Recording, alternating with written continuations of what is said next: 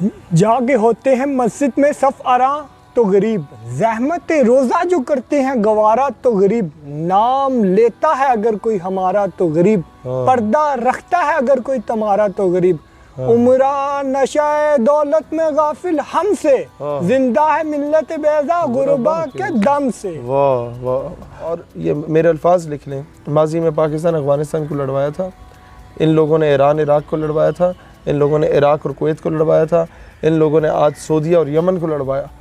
Sir Hindustan ने अपनी सकाफ़त, अपने कल्चर, अपने टीवी ड्रामास, अपने कार्टून्स के ज़रिए 20 रुपए के अंदर अपने भगवान को आपके घर की जीनत बना दी है। इससे बढ़ के और कौन सी 5th जनरेशन वॉर है, मुझे बताएं। निकल कर सारा से जिसने रोमा की सल्तनत को उलट दिया था, सुना है कुर्सियों से कि वो शेर फिर होशियार हो गया। आज ऐसे ही शेर से आपकी मुलाकात करवाने जा रहे हैं जो पाकिस्तान का रियल फेस, जो पाकिस्तान का ब्राइट फेस है, जिन्हें नौजवान आइडियलाइज़ करते हैं, जिनकी तकरीरों से बाज़ औक़ात बॉर्डर पर बहुत गर्मी भी बढ़ जाती है। यकीनन आप पहचान गए होंगे दी वन एंड ओनली शहीद सैलवी। अस्सलाम वालेकुम। वालेकुम अस्सलाम व रहमतुल्लाह।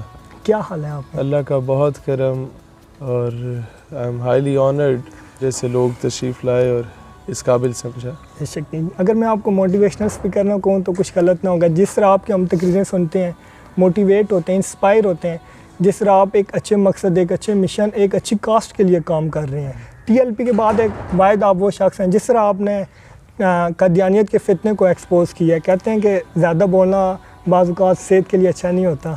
आपको नहीं लगता कि बाज़ औक़ात आपके बड़ों ने कभी आपको कहा होगा कि थोड़ा कम बोला करो? इतने बड़े बड़े मगरमच्छों को आप जिस तरह मार डालते हैं तो घर वाले से आपको रोकते नहीं हैं? कि हक से फरिश्तों ने इकबाल की गमबाजी, गुस्ताख है करता है फितरत की हिनाबंदी।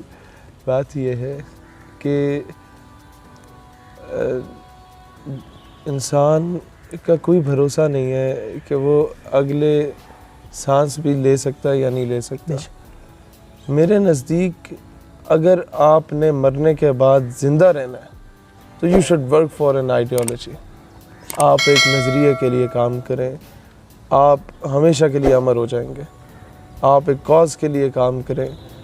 लोग फिर वो अहमद फराज जो लिखते थे और तुझको चाहिए, कितनी रिफ़त फराज, माओ ने तेरे नाम पे बच्चों का नाम रख दिए, कि कम अज़ कम आज आप देख लेना, उस दौर में हुकूमत यजीद के पास थी, ताकत यजीद के पास थी, दौलत यजीद के पास थी, और वक्ती तौर पे तो लोग समझते थे शायद इमाम हुसैन रज़ी अल्लाह ताला अन्हु को उसने नाउज़ुबिल्लाह शिकस्त दे दी। लेकिन उम्मत में हर चौथी पांचवी माँ ने बच्चे का नाम हुसैन रखा या यजीद रखा। यहाँ से अंदाज़ा हो जाता है फ़तह किसकी हुई है। लिहाजा इट डज़न्ट मैटर्स कि उस पॉइंट इन टाइम में आपके ऊपर कितनी ज़्यादा मुश्किलात आती हैं। The thing that matters is कि आप उस रब की बारगाह में सुरखरू हुए हैं या नहीं हुए, या आपने उस रब की बारगाह में, अल्लाह ताला अज़्ज़ा वजल की बारगाह में अपनी जानब से कुछ पेश करने की कोशिश की है या नहीं की। लिहाजा one should be very much straight forward कि वो चीज़ को इम्प्लीमेंट हमें करना होगा कि मफाहमत न सिखा जबर नारवा से मुझे, मैं सर बकफ हूँ लड़ा दे किसी बला से मुझे। माशाल्लाह हम सुनते हैं आप कुलियात इकबाल को भी बहुत अच्छा पढ़ते हैं। बेसिकली हमारा आज का इंटरव्यू है कुलियात इकबाल पर, और पाकिस्तान की 70 साल तारीख़ में आज तक किसी ने इस अंदाज में किसी का इंटरव्यू नहीं लिया होगा कि कुलियात इकबाल के चंद अशार सवाल के तौर पर, क्वेश्चन के तौर पर किसी से किए जाएं, वो उसे जवाब के तौर पर रखे सामने और अपने अंदाज में। और ये पाकिस्तान में ये टुडे वर्ल्ड फर्स्ट प्लेटफॉर्म है जो आज पहली मरतबा कुलियात इकबाल को एक नए अंदाज में डालने जा रहा है कि कुलियात इकबाल का जो फैज़ है हर बंदे में आम हो। ये इलेक्शन मेमोरी कौंसल सदार खूब बनाए आज़ादी ने नए फंदे, उठा कर फेंक दो बाहर गली में, नई तहजीब के अंडे हैं गंदे। वो मैं अक्सर ये सोचता हूँ कि ये गलत और करप्ट माफिया क्यों हमारे ऊपर मुसल्लत है। यही बात एक दिन मेरे इलाके के कुछ बच्चों ने मुझसे पूछी, तो मैंने उन्हें कहा बेटा आप लोग अगर 40-50 बैठे हुए सफ़ें बना लें 6-6 करके, जो पहली सफ़ है उसमें सारे PhD स्कॉलर्स बैठे हुए, और जो बाकी जितनी भी सफ़ें हैं वहाँ पर सारे अनपढ़ जाहिल गवार बैठे हुए हैं। आपके सामने 2 लोग आते हैं वोट मांगने के लिए। नंबर 1, वो आपसे कहता है कि मैं आपको मेडिकल कॉलेज बना के दूंगा ताकि आपके लिए बाहर से डॉक्टर इंपोर्ट ना करने पड़े, आपकी अपनी बेटियां मौजूद हों आपकी दूसरी बेटियों के इलाज के लिए। मैं आपको शायद वो सड़कें बना के ना दे सकूं, लेकिन उस पे जो अरबों रुपए की इन्वेस्टमेंट होगी, जो सैकड़ों करोड़ों की इन्वेस्टमेंट होगी, उसकी जगह मैं आपके हॉस्पिटल को अपग्रेड करके एक अच्छा आप लोगों को मेडिकल की फैसिलिटी मिल जाएगी, हेल्थ फैसिलिटी, आपको एक अच्छी यूनिवर्सिटी बना के दे दूंगा। तो जो पहली रो में बैठे वो इंजीनियर्स हैं, या अगर वो पहला उम्मीदवार ये भी कह दे कि मैं आपके मुल्क को ग़ुलामी से आज़ाद करवाऊंगा, मेरे दौर में इस कौम की बेटियां जो हैं वो फ़रोख्त नहीं होंगी मुल्क से बाहर, तो पहली रो में जो PhD स्कॉलर्स बैठे होंगे वो कहेंगे ही इज़ द मैन, बहुत अच्छा आदमी। और जो बाकी सारे लोग हैं वो कहेंगे यार मुंडे तकरीर तो बहुत चंगी की थी।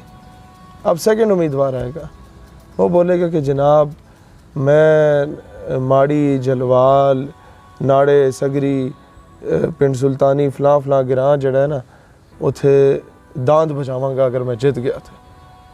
तो वो जो PhD स्कॉलर्स हैं वो कहेंगे यार चलो सकाफत है, लेकिन यार ये बंदा MNA का कैंडिडेट है कि ये कौम के साथ हो क्या रहा है, what is being done in Kashmir, what is being done in Palestine, what was done in Burma, ये हमें क्या कह रहा है।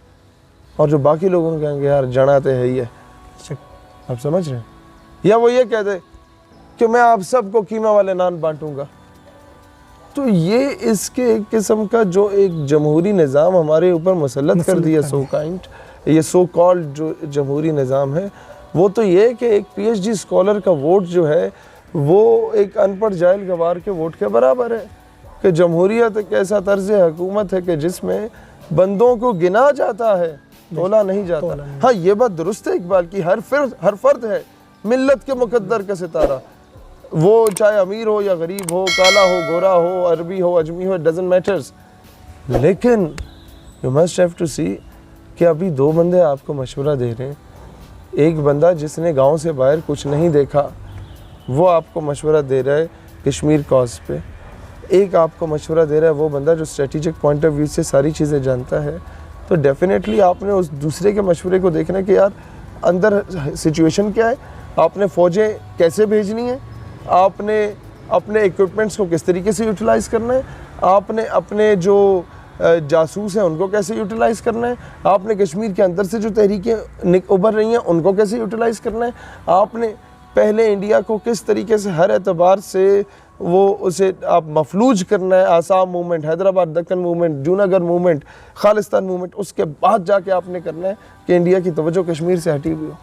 जिस तरह इंडिया कर रहा है आज हमारे साथ, कभी बलूचिस्तान में आज़ाद बलूचिस्तान की तहरीक को परवान चढ़ाने की नाकाम कोशिश करता है, कभी पश्तूनिस्तान का नारा लगाने की कोशिश करता है, कभी सिंधु देश की, कभी महाजराबाद की, कभी जनाबाद की, कभी एक अलहदा रियासत इन द नेम ऑफ सराकिस्तान की वो कोशिश कर रहे हैं। हम लोग बहुत ज़बरदस्त तरीके से उसे रिस्पॉन्ड में शटअप कॉल दे सकते हैं, बट अनफॉर्चुनेटली हमारे जो ये ढगे ऊपर बैठे हुए stakeholders, they are not sincere with it.